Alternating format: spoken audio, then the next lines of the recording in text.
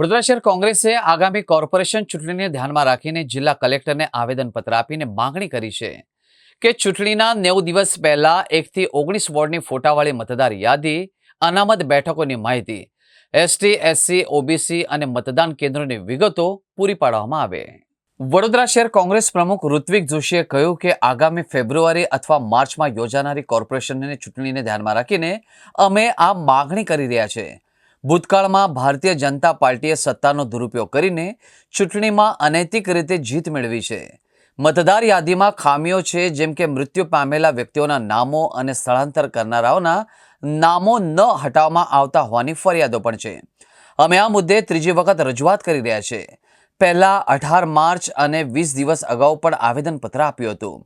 Collector office દ્વારા આપવામાં આવતી હાર્ડ કોપી મતદાર યાદી અપડેટ થતી નથી, જેના કારણે જાહેર નાણાંનો વ્યય થાય છે। તેમણે વધુમાં કહ્યું કે આખા દેશમાં વોટ ચોરીનો મુદ્દો ચર્ચામાં છે।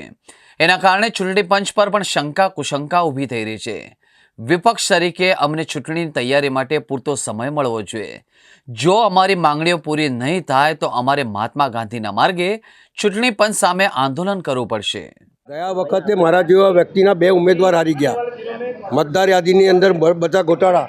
મારી ભાતુજી નગર તમને ડીમાર્ટની સામે એ ભાતુજી નગર કાઢીને 15માં નાખી દીધેલી, જેની લીધે 1000 વોટ આ બાજુ જતા રહેલા।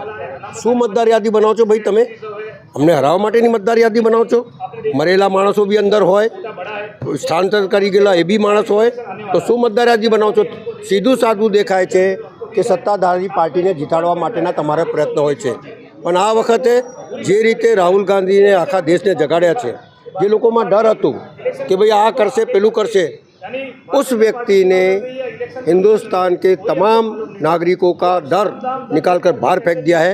અને દરેક વ્યક્તિ હવે એવું સમજે છે કે આપણે આ વોટની લડાઈ લડવી પડશે, કારણ કે સત્તા પર બેઠેલા લોકો જીતતા નથી, પણ ડુપ્લિકેટ મતદારો અલગ અલગ એક એક ઘરની અંદર 50-50 મતદારો મૂકી અને અમારા ઉમેદવારને હરાવવા માગે છે। આ વખતે પહેલાંથી જાગૃત થયા છે, લડીશું, ન્યાય મેળવીશું। અને બહુ ઈમાનદારીની વાતો કરો છો ને, અમે તો ઈમાનદાર છે ને બધા ફેસબુક ઉપર કરો છો, તો ઈમાનદારો હોય તો મતદાર યાદી સુધારો અને બેલેટ પેપરથી ચૂંટણી કરાવો। दूध का दूध और पानी का पानी हो जाएगा। ये तो એવું છે, વોટ ચોરવાળાને કંઈ બોલવાનું નહીં। અમે વોટ ચોરી કરીએ છીએ અને કરો જ છો તમે, આ સાબિત કરી આલ્યું છે તમે। એટલે અમારી માંગણી એટલી જ છે કે અમે જે માંગીએ છીએ તે તમે આપો। 3 મહિના પહેલાં અમારા પ્રમુખે કીધું 3 મહિના પહેલાં અમને બધી યાદી આપો, જેથી અમારા કાર્યકર્તાઓ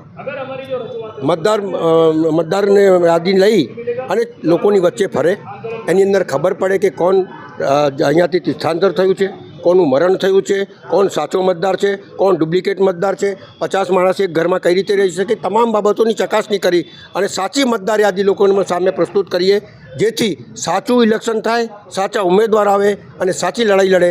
ઈમાનદારની વાતી કરવાની ને જુઠ્ઠાણું ફેલાવવાનું એ સત્તા પર બેઠેલા લોકો કરી રહ્યા છે, એનો સામે અમારો વિરોધ છે। સાચી મતદારી લોકો સામે જાય એ અમારી માંગણી છે।